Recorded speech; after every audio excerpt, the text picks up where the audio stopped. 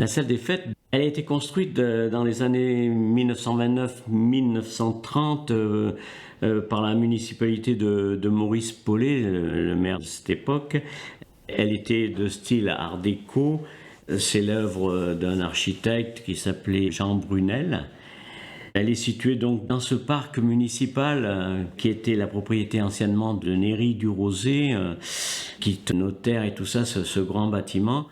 Donc ce parc, en plus, il avait été coupé dans les années 30 et quelques par l'arrivée du chemin de fer qui venait, c'était une ligne Valence-Cré, en desservant tous les petits villages tout le long de cette voie.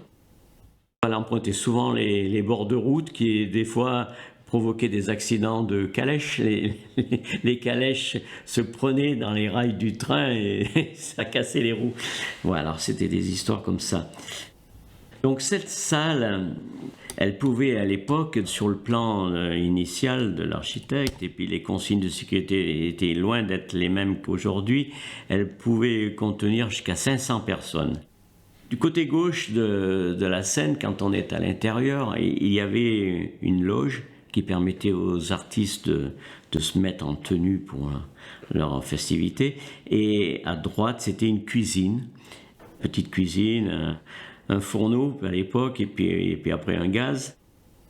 Donc cette scène, maintenant elle est un peu ridicule, elle est un peu petite. Il y avait un décor avec une toile, une peinture sur toile représentant un parc public avec un escalier. Là, et puis il y avait un autre décor qui se mettait devant, si on voulait, et qui permettait principalement pour du théâtre, il y avait une porte où les acteurs rentraient et sortaient en claquant les portes, comme ça se fait souvent. Voilà. Bon, puis de chaque côté, il y avait des panneaux verticaux qui permettaient de faire des entrées d'artistes latéralement. Puis il y avait le trou du souffleur. À l'époque, il y avait toujours un souffleur devant qui était un petit peu caché dans son abri avec une petite lampe et puis qui suivait le texte et qui soufflait les trous de mémoire. Voilà. Alors cette salle, elle avait un usage polyvalent, comme aujourd'hui. C'était également une salle de cinéma. Il y avait une cabine spécifique sur le balcon qui était métallique et qui permettait justement à limiter les risques d'incendie.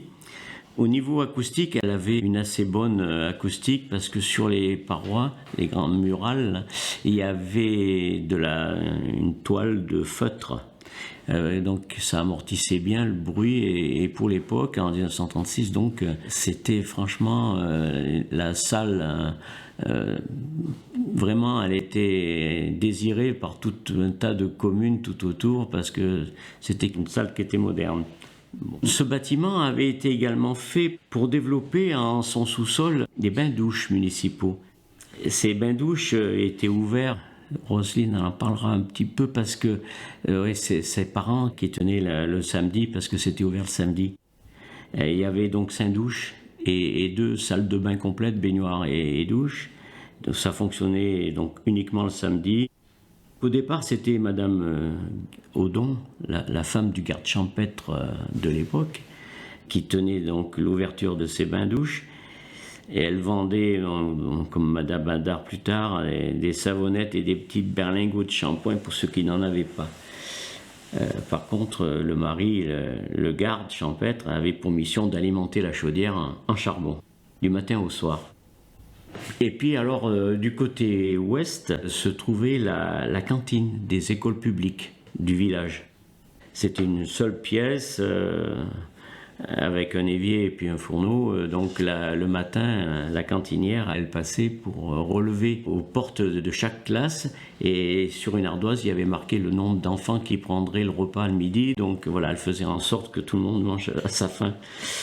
Et moi, quand j'ai connu, c'était Madame Ray, Paulette Ray, qui était cantinière. Et elle a assuré ce travail pendant 16 ans environ, jusque vers les années 57-58. Dans la partie centrale du sous-sol, qui est aujourd'hui l'annexe de la MJC, qui a été vraiment le cœur de la MJC, il y avait au départ une salle sombre en terre battue qui servait de rangement. Ça servait de rangement pour le charbon de la chaudière et aussi pour le corbillard qui était tracté par le cheval de monsieur Cotte, Marius, qui tenait un bistrot, mais voilà, il assurait les enterrements avec ce corbillard. Donc c'était tout là-dedans au milieu. Donc c'est pour ça que tout ça a été rasé et transformé pour créer cette MJC, refait des ouvertures de fenêtres et tout ça. Donc cette inauguration a eu lieu le 31 mai 1931. On en a souvenir parce qu'on a retrouvé dans nos archives le menu. Il y avait un repas qui avait été payé au restaurant Chauvin. À l'époque, ça s'appelait Chauvin, le restaurant. Et il y avait un beau repas là, pour l'inauguration de la salle des fêtes. En même temps, ils avaient inauguré une partie d'éclairage public. C'était à l'époque où l'éclairage public se développait beaucoup, quoi. Aujourd'hui, on a rebaptisé cette salle, enfin, dans les années 60, à peu près, sous l'égide de monsieur Dejour, Henri Dejour, le maire. On a dénommé salle Maurice Paulet, initiateur de ce projet. Donc bon, maintenant cette salle des fêtes, depuis les années 65 et tout ça, elle a été rénovée plusieurs fois. Les normes ont énormément évolué. Le balcon a perdu ses fauteuils, bien qu'on les ait changés, ils étaient plus aux normes, donc on a enlevé les balcons, enfin ils y sont toujours mais personne n'y va. Et puis bon, d'autres gros travaux ont été recréés, des ouvertures beaucoup plus grandes pour avoir un peu plus de luminosité et tout ça. Donc ça, c'est dans les années 2000, sous l'égide de Bernard Brunet, le maire. Il y a eu des menuiseries aluminium qui ont été apportées avec des vitrages isolants et des volets roulants. Et puis on a supprimé, il y avait une cloison au fond de la salle pour couper le froid de l'hiver. Donc cette cloison a été supprimée pour donner un peu plus d'espace. Voilà. Et ce que j'ai oublié de vous dire en premier, c'est que cette décision de salle par le maire Maurice Paulet, son projet c'était une salle d'éducation populaire et d'hygiène. C'est pour ça qu'il y a eu l'histoire des bains-douches qui ont été faits en même temps. Elle a mis du temps à se faire parce qu'ils ont eu beaucoup de difficultés à réunir suffisamment de subventions parce que pour la commune c'était quand même un budget très élevé. Voilà.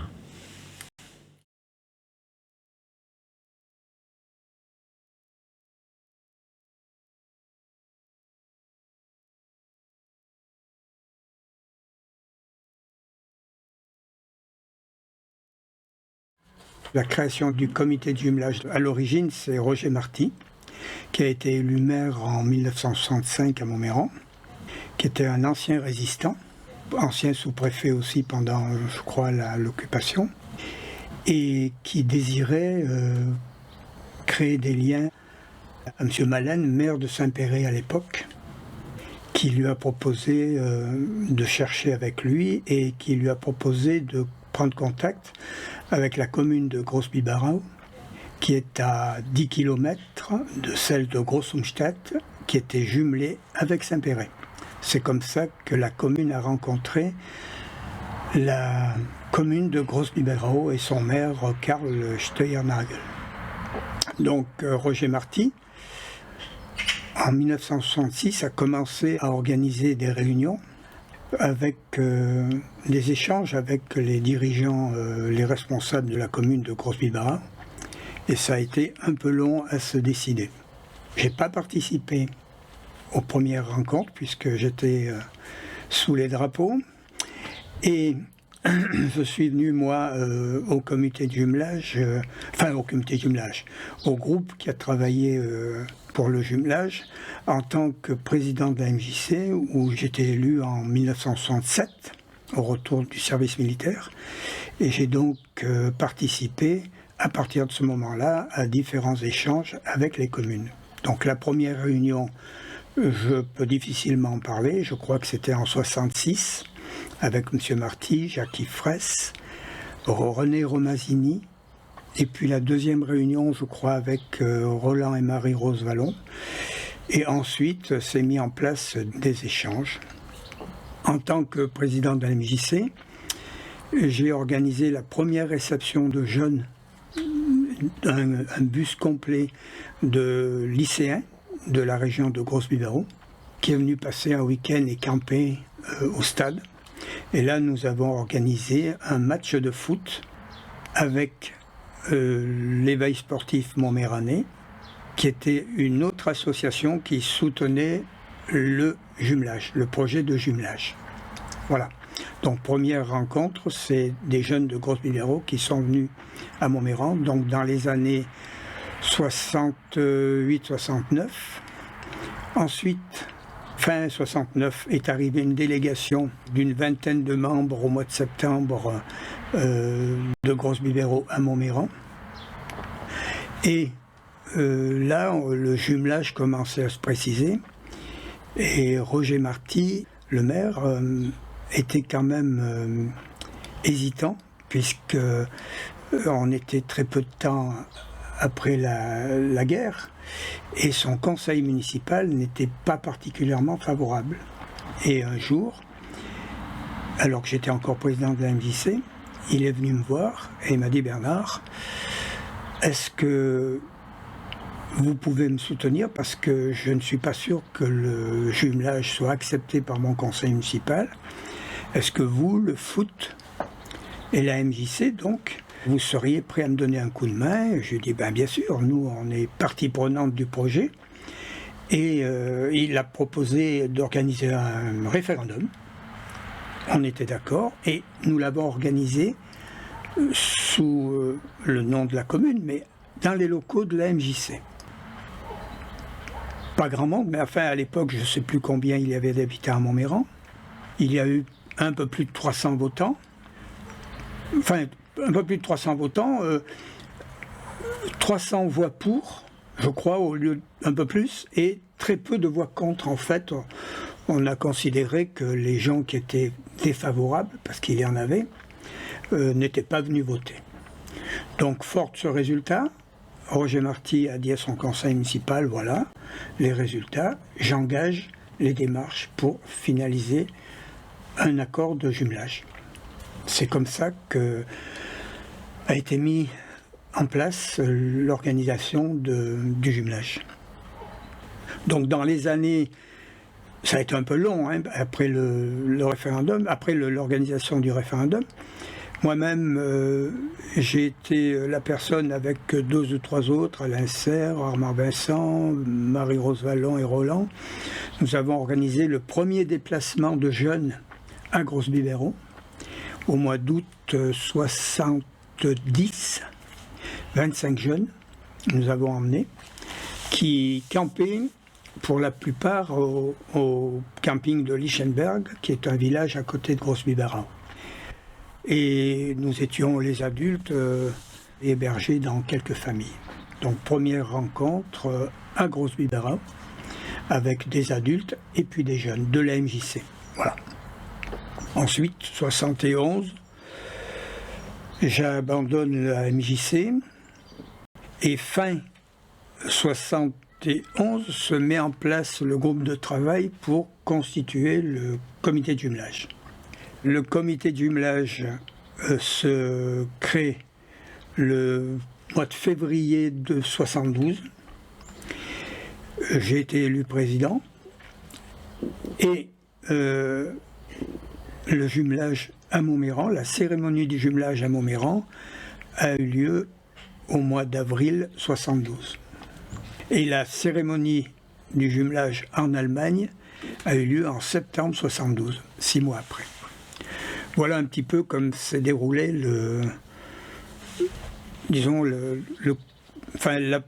l'apparition du comité de jumelage. Il y avait dans ce comité de jumelage le maire, Roger Marty, qui était un des vice-présidents, le pasteur, un autre vice-président, et le père Lefranc, un autre vice-président. Plus des membres, j'ai la liste là. Voilà, donc les communautés religieuses étaient aussi investies. La MJC était fortement investie et le club de foot, puisqu'il y a eu ensuite des échanges. Mais le premier échange avec les jeunes du lycée de la région de Gros-Bibérault a eu lieu une rencontre de football avec l'éveil sportif, comme je l'ai précisé avant. Voilà. Voilà, nous en sommes en 72. Et ensuite, eh bien, c'est mis en place des échanges réguliers.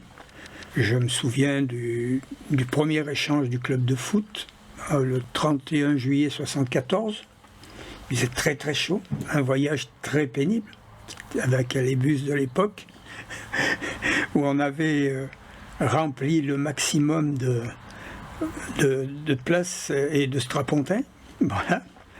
Après, il y a eu les rencontres de la chorale, il y a eu les rencontres du club de cyclo, les rencontres des clubs de marche, les rencontres des sapeurs-pompiers, Grosse-Bibéro et Montméran, à Grosse-Bibéro, puis ici. On avait appris comme principe une année à Montméran, une année à Grosse-Bibéro, ce qui fait qu'on organisait une année sur deux les rencontres. Voilà. Ça, c'était la première rencontre avec des jeunes de Grosse-Bibéro à Montméran. Qui d'autre avez-vous sur les photos là? Bon, mais ça, c'est là une copie de celle-là. Ça, c'était un échange. Donc, quand on a reçu les jeunes, là, il y avait un échange de ballons. Voilà. Un échange de ballons, ça, c'était le camp. Ils campaient sur le stade. Le père Guichard. Il avait fait la guerre de 14. Vous voyez ? Et il participait au jumelage. C'était un non-violent, c'était... Ouais. Ah ouais. C'était un personnage. On l'appelait Père Guichard parce que son fils, est décédé depuis. Mais je sais pas, il avait milité avec nous au Larzac. On avait milité pour le Larzac et il venait avec nous aux manifestations. Et cet homme-là, il versait toute sa retraite de l'armée. Il avait touché une petite retraite pour la guerre, je crois. J'avais cru comprendre. Il l'a versé à je ne sais plus quel organisme. Ah, oui. Et il était là pour le jumelage. Hein. Ah, oui. Henri Guichard. Ah, oui. C'était intéressant de préciser, je crois, l'origine, d'insister sur l'origine en fait. Comment ça a été fait, par qui? Roger Marty, c'était un personnage. C'était un têtu, un peu, quand il avait une idée en tête. On ne pouvait pas trop. Et c'était un personnage, Roger Marty. Donc voilà, on l'a accompagné. Sinon, il abandonnait.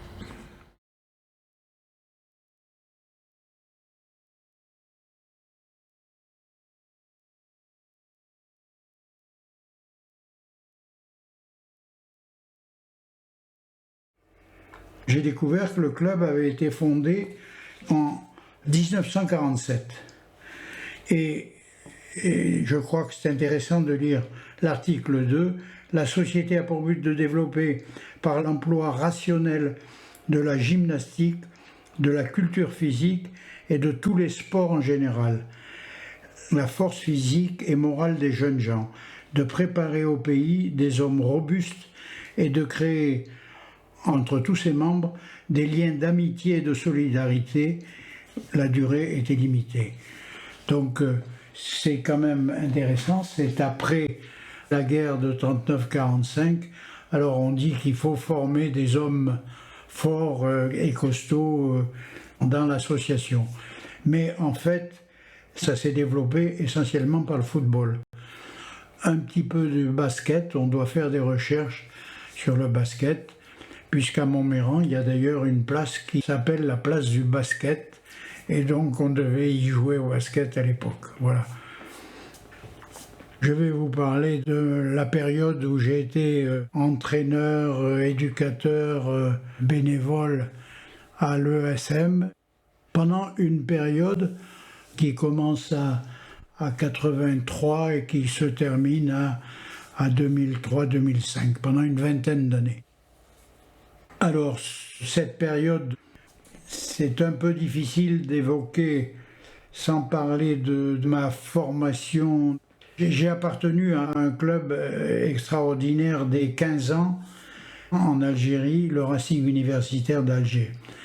Un club qui avait près de 900 adhérents, qui a eu des personnalités importantes, des entraîneurs de qualité, et en particulier un joueur talentueux en partie par le football, Albert Camus, club où Albert Camus a joué en tant que gardien de but junior. À l'époque, j'avais 17 ans, Albert Camus avait l'âge de mon père, grosso modo, donc a rencontré les dirigeants et il a écrit un éditorial dans le journal du club. Il disait qu'il jouait au football sans tricher, car il est vrai que c'était la règle qu'on nous enseignait. Un peu plus loin, il dit finalement, ce que je sais de plus sûr sur la morale et les obligations des hommes, c'est au sport que je le dois et c'est au RUA, le Racing universitaire d'Alger, que je l'ai appris. Donc voilà un peu les fondements de... j'avais 17 ans et je découvrais déjà tout ce qu'on pouvait faire dans un club et les directions qu'on pouvait se donner en respectant tous les adhérents, tout le monde. Ce club était un club omnisport et donc je jouais au football.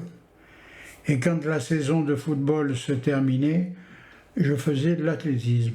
J'ai toujours fait football et athlétisme dans ma carrière de sportif et puis ensuite dans ma carrière d'éducateur dans les clubs.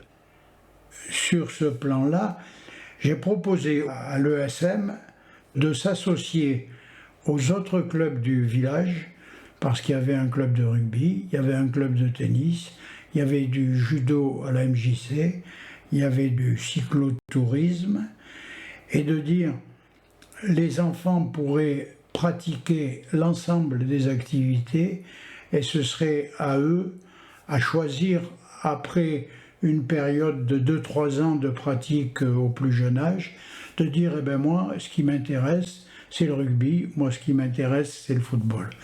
On a créé donc une section comme ça qui réunissait les associations de Montméran, alors qu'habituellement, souvent, le petit garçon il fait du football parce que son père joue au foot.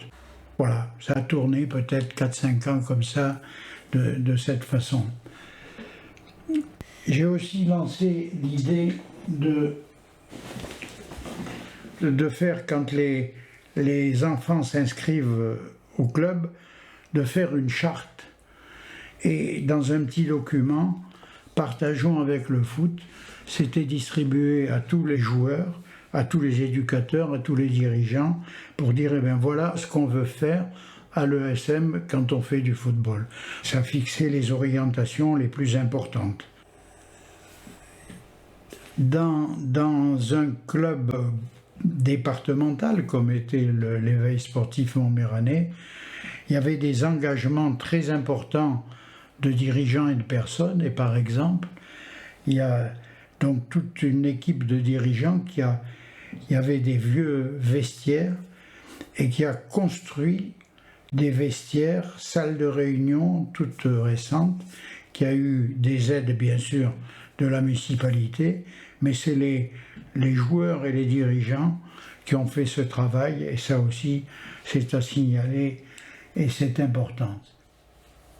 Je vais vous parler aussi alors d'un projet important, et c'est le plus récent. À l'ESM, il y avait donc du foot masculin, mais il y avait aussi une section de foot féminine très importante, qui était très active, etc., et qui vivait très bien dans le club. Il y avait des filles et des garçons qui jouaient au foot. Et il y avait des dirigeants qui s'en occupaient d'une façon merveilleuse.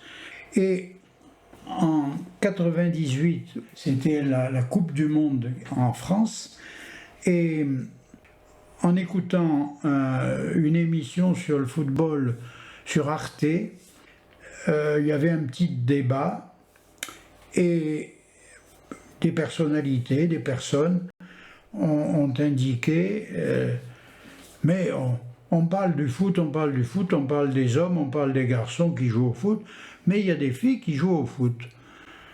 Et alors quelqu'un lui a dit, mais bien sûr, il y a des filles qui jouent au foot. Et quelqu'un a dit, mais il y a des filles qui jouent au foot en Algérie, à une époque où il y avait des problèmes en Algérie avec la religion, etc. Alors, avec une responsable de la section féminine, j'ai téléphoné, on a cherché, et on a eu la chance d'entrer en contact avec un professeur d'éducation physique qui intervenait à l'université Mouloud Mamri de Tizi Ouzou en éducation physique et qui animait en particulier une section de foot. On s'est dit, ça y est, on est entré en contact. Et alors là, on a fait quelque chose, je dirais, de phénoménal, là, où on a réussi. Et disons que le responsable de l'université, là, Hamid Meziani, et puis une éducatrice et un éducateur, ont fait un travail phénoménal pour trouver des financements, pour venir en avion, pour repartir en bateau. Ils sont restés, disons, une bonne dizaine de jours à Montméran. Elles sont restées une bonne dizaine de jours à Montméran. On a travaillé à Montméran avec les autres associations comme la MJC, comme la médiathèque. Et puis, on a sollicité des familles pour les accueillir dans les familles. Donc ces joueuses, il y en avait une bonne quinzaine, peut-être une vingtaine, ont été accueillies dans des familles de Montméran. Ça a été aussi des contacts extraordinaires. Elles ont été accueillies à l'école primaire, où elles ont présenté des danses. Les élèves de l'école ont présenté leurs danses, et elles, à leur tour, avec des costumes, ils avaient apporté des tas de bijoux et des bijoux kabyles qui sont célèbres. Il a fallu qu'on trouve d'ailleurs un truc fermé à clé, etc., pour ne pas avoir des soucis. Bon, mais ça a été une réussite extraordinaire. On aurait souhaité faire, comme on dit dans le milieu du football, un match retour. C'est-à-dire que nous, on pensait se rendre en Algérie avec des jeunes joueurs de Montméran. Et les familles de Montméran étaient très favorables à ce déplacement, etc. Mais à l'époque, le ministère des Affaires étrangères envoyait des messages en disant il n'est pas conseillé d'aller en Algérie, etc., etc.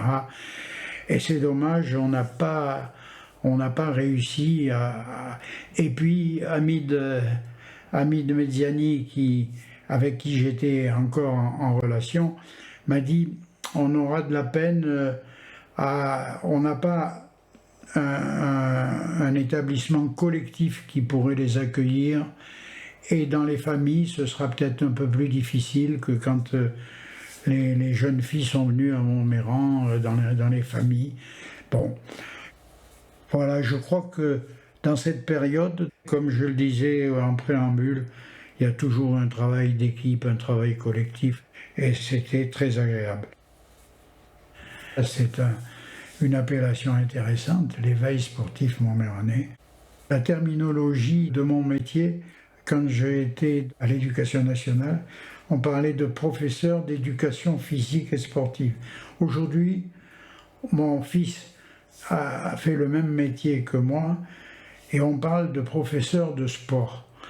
Eh bien moi, j'aime bien éducation physique et sportive, éducation physique et éducation sociale, mais si on parle que du sport, eh bien il y a des dérives, il n'y a qu'à voir ce qui se passe actuellement sur le sport et sur les terrains et dans les tribunes, enfin c'est abominable.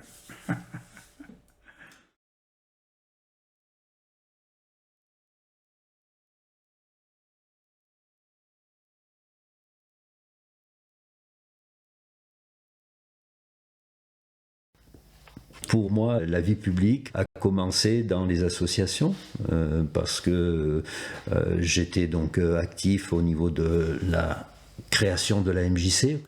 C'est quelque chose qui m'a beaucoup marqué parce que ça a été pour nous, et ça peut paraître maintenant complètement dépassé et presque puéril, mais ça a permis à la vie chrétienne de se retrouver, puisque il y avait à Montméran les catholiques et les protestants, et c'était des entités qui étaient assez fortes, Pourquoi ? Parce que il y avait quasiment la moitié de la population de Montméran qui était catholique et la moitié qui était protestante.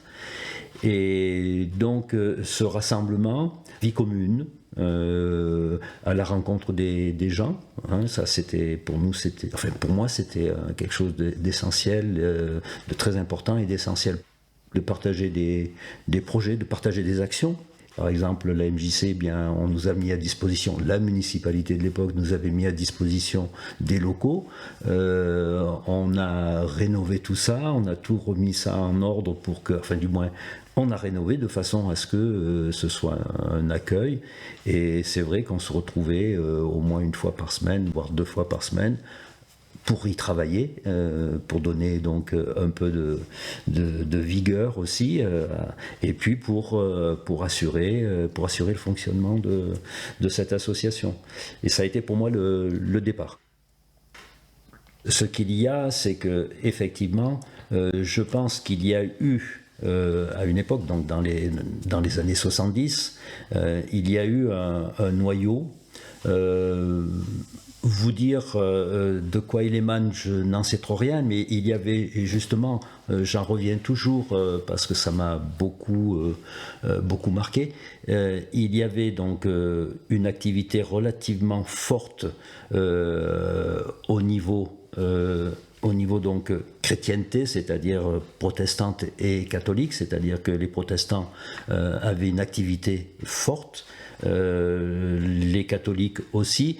Et c'est ce rassemblement qui a fait, pas une explosion, mais qui a fait un bouquet au niveau de Montméran et qui a permis justement cette réalisation et ce dynamisme. C'est-à-dire qu'on a franchi ces barrières qui à l'époque n'étaient pas évidentes.